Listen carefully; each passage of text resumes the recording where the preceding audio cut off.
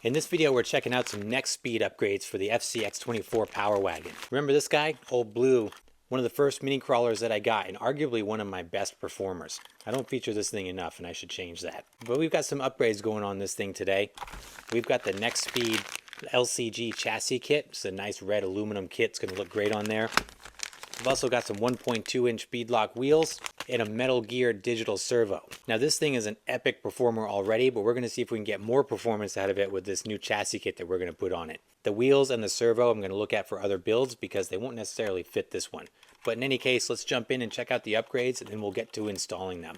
Now I've really enjoyed all of the NexxSpeed parts that I've had over the last year. I've done a couple complete builds, including one for the AX24 pretty recently. The FCX24 deadbolt, actually 2 iterations of that, one which we currently still have. All of their parts have held up really well, they're easy to assemble, and they bring a really kind of unique futuristic look to their products. So that leads us to today where we've got our hands on these FCX24 goodies. So let's open these up. I'm going to start from my right and go to our left. So right off the bat, we've got a Metal Gear digital servo.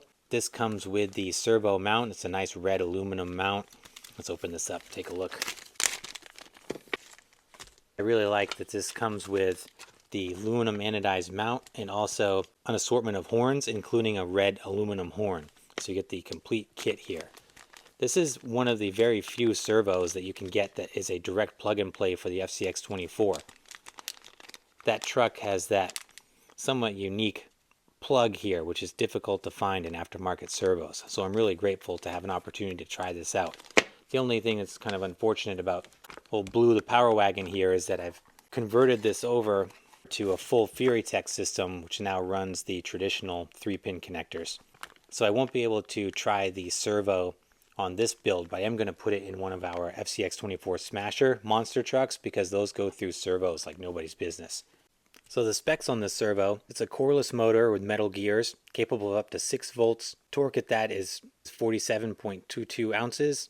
Speed is 0.07 seconds. It doesn't say on the website whether or not this is waterproof. Just looking at the design, I'm guessing that it's water resistant, but not necessarily waterproof. Next up, we've got some red anodized 1.2-inch beadlock wheels. Let's take a look at these. These are nice looking wheels. These are all aluminum, so they're actually very light. They've got, again, that nice red anodized finish to them with the NexxSpeed logo in the center. I'll have to dig around in my tire selection, see if I've got a set of 1.2-inch tires that I might be able to put on here just for demonstration purposes.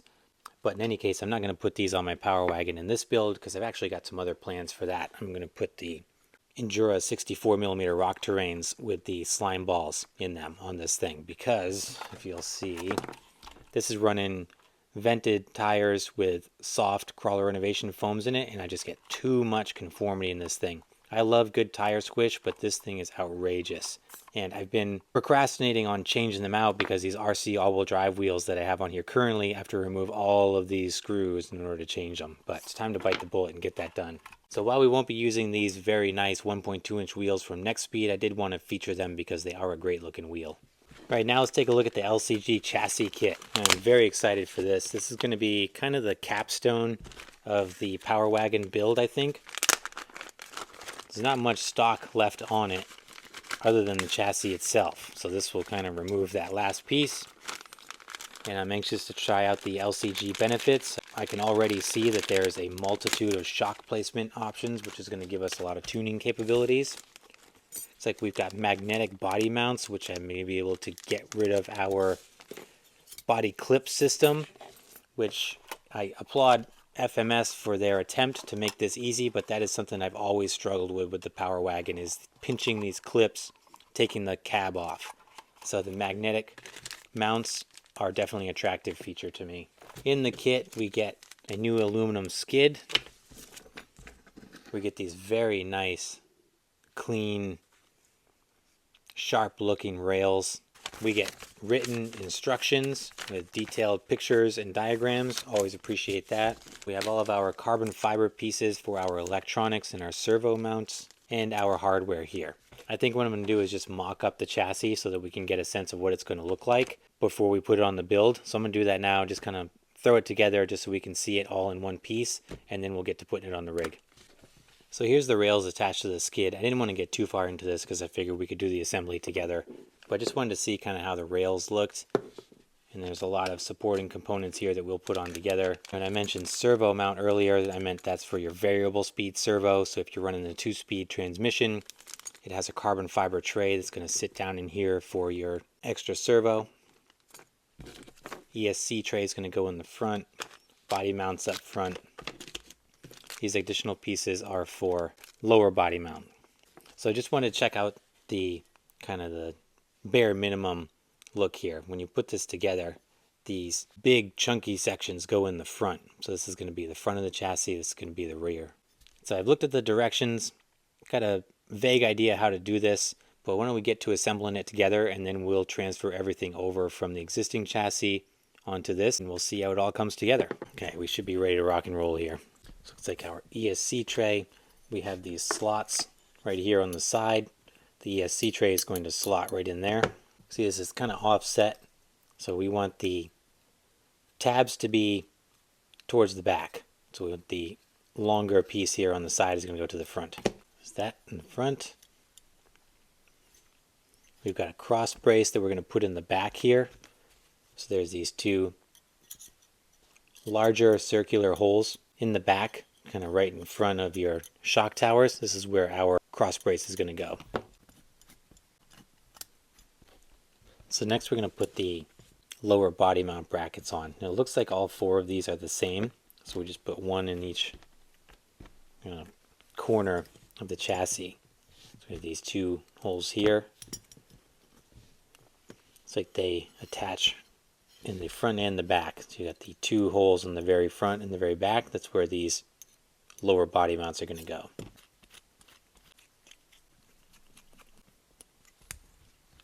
So the lower body mounts installed. Looks like the next step we're going to attach the actual body mounts. So you see these lower mounts have these long slits here, and that's so that you have adjustability for your body mounts when you put these in before you tighten them, so you can customize how your body sits. So that's pretty much it for our chassis. The next step is going to be transferring things over.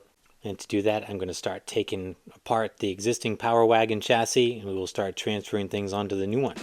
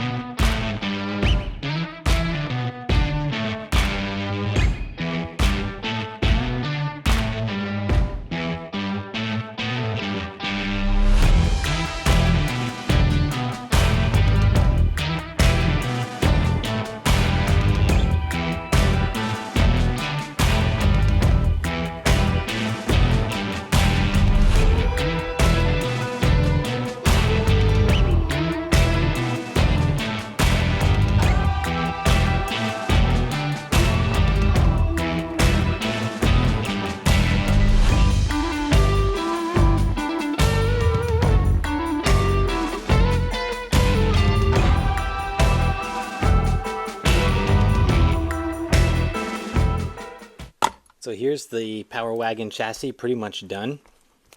I'm just in the final stages of assembly here. Got everything kind of situated and can put the body on, just kind of mock it up. I think it looks awesome. Really like how it sits, how it looks. There's a lot of red though. I'm really kind of wishing I had some more black accents. Maybe if I'd gone with the black links, I might have to look at doing that conversion. But overall, I think it looks really good. A couple of key takeaways while I'm right here before I put the body on. I ended up having to put the variable speed servo mount here because this doubles as the battery tray. So I needed to add that in there, otherwise there's no place to put the battery. In the back, I'm not really sure why there is a body mount in the back. Once I put everything together, I realized that there's nothing back there to mount onto it. So I'm going to take this back component off and just leave the back open here. I had a little bit of trouble getting the links and everything to move freely. I was getting some wicked binding in the rear, so I just had to back out the screws for my rear upper links. Everything seems to be okay now. The shocks also had to run the shocks a little looser than I would like at the top because again they were just binding pretty severely. The shock mounts aren't threaded, so I had to use these nuts that come with the kit to thread onto the back of the shocks. So again, I've left them looser than I would like to, so I've just got to keep an eye on them. I'll probably put some thread lock on there just to be sure that they'll stay. Front seems to be moving pretty well. So everything came together really nice. Right now all I'm going to do is just situate my receiver ESC combo in the front, glue on my magnet mounts for the body, and then we should be good. So I'm going to wrap this up and then we'll move on to next steps, which is going to be changing out the tires.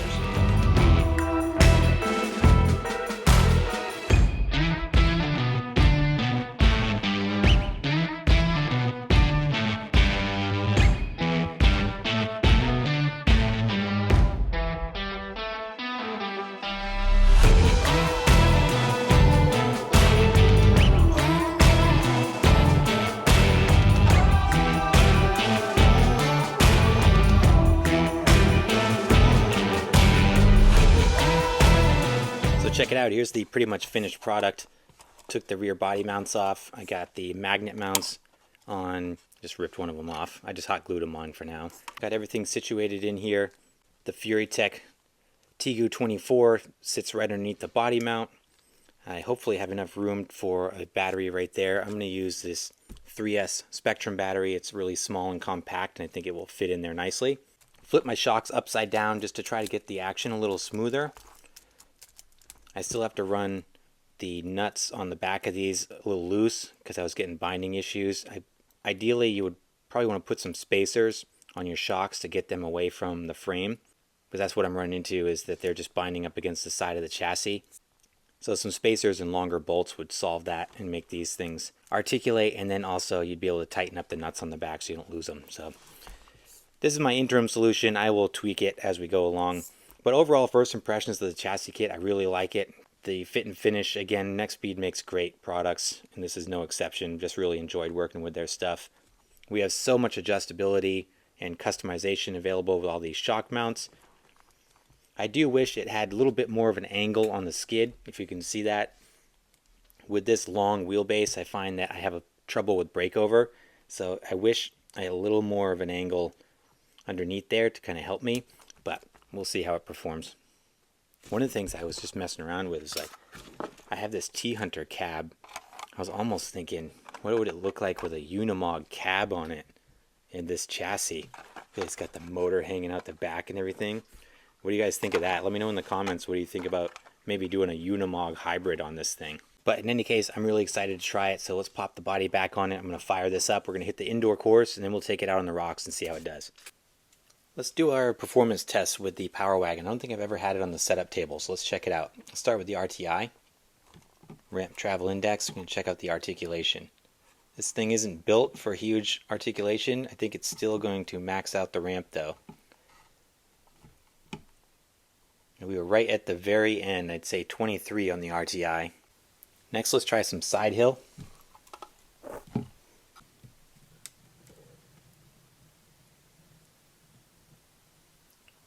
Degrees, 45, 50, 55, starting to unload. Yep, let's say about 56 before it lets go. I'm hesitant to try the vertical because I always get negative feedback and I can never get a positive reading on this. So, disclaimer, this will probably not be accurate because I still haven't put grip tape or adequate things on my table to get this thing to work appropriately. But for entertainment and just for S&Gs, let's try the vertical here.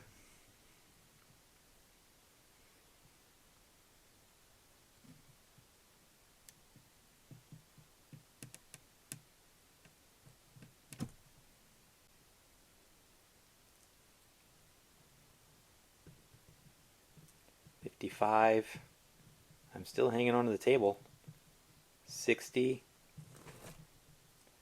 Slides off at 60. I think this thing could go. I mean, who knows how far it could go. It's so long and planted, but yeah, it slides off right there. So I think I'm going to max out at 60 on this table. I really need to get some grip tape to get this thing sorted out. So here we are on the 4-corner scale. This is with a battery. So we are at, if I can see that without bumping things here, if you can see that, I'll put a We are at 58 front, 42 rear, nearly perfect with this setup right here. 690 grams total weight. Again, that's with the 3S pack in there. Here we are on the course with the Power Wagon. Let's check it out.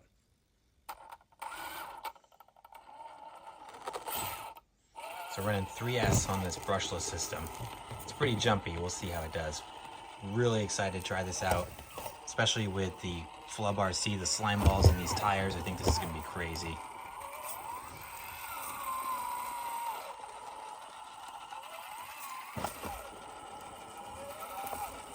Chassis looks great. Suspension seems to be moving pretty well. I did put some longer bolts in the back because I lost a couple of them already. See, there's that ground clearance that I was hoping to improve, but that's just a side effect of this really long and low setup here.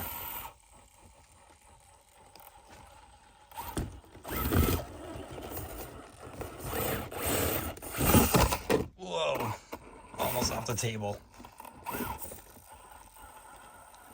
Yeah, see, those tires are performing so much better.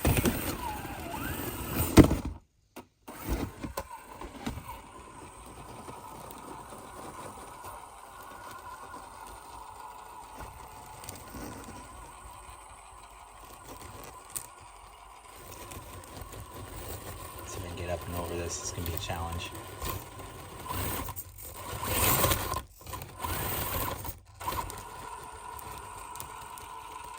Take a little bit of a horizontal approach to it, but we're going to make it. Generally, what I can't finesse over, I can use horsepower.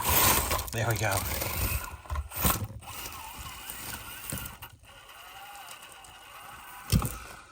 This thing is one of my best performers. Its only downfall is that it's just so long.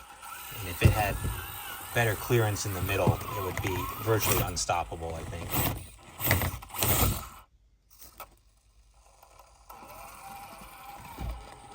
It's got great sidewall support. So I did just go into the avatar transmitter using the exponential function and smoothed out my throttle curve. So if I can get this 3S battery, the system a little more tame. I get much better slow crawl here. Might have slowed it down too much, but we'll see.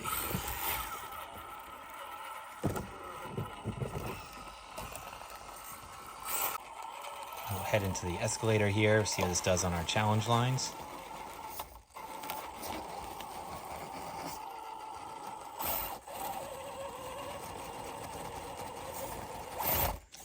Long wheelbase gets me stuck in there. There we go.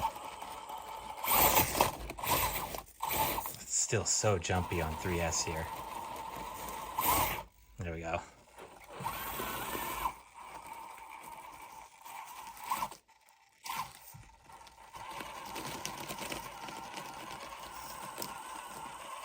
See if those slime balls can help us stick going up here.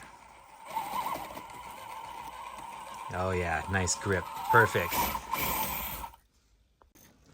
Let's try some side hill. This thing's pretty low and wide. And especially with these inserts, this thing is going to stick like glue, I think. Look at that. No sidewall flex in these things now. Super planted across the chute.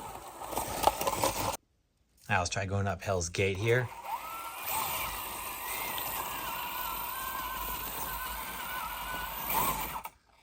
Just a leisurely stroll up the challenging line there. No problem. Vertical climbing is where this thing shines.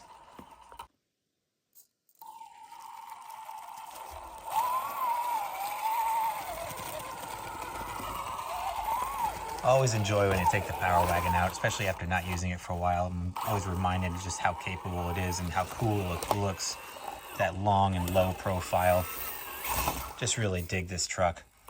Love the chassis. I think it was a really good addition to the build. It is a lot of red. I might throw some black links or something on there to calm it down a little bit. But overall, I'm really happy with this. Another good product from Next Racing and NexxSpeed over there. We hit one more line and then we'll wrap it up for the indoor course.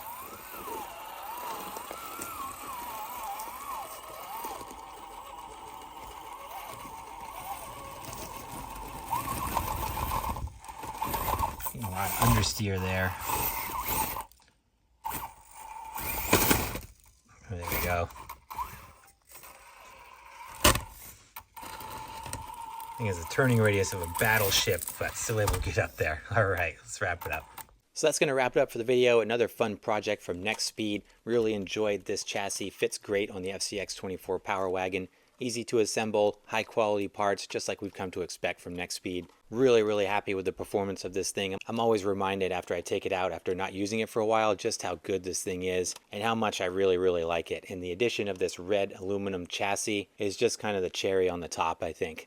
I'm looking forward to tuning it a little bit more. We've got so many options for shock placements, and I think we can get even better performance out of it after some tuning and some tweaking.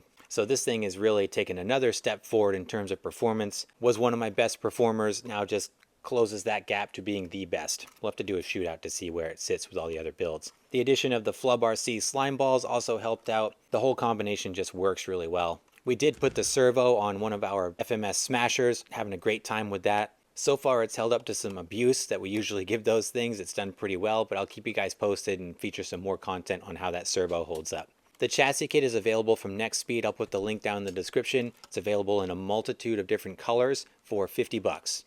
I'll also put the link down in the description for the servo and the FlubRC slime balls.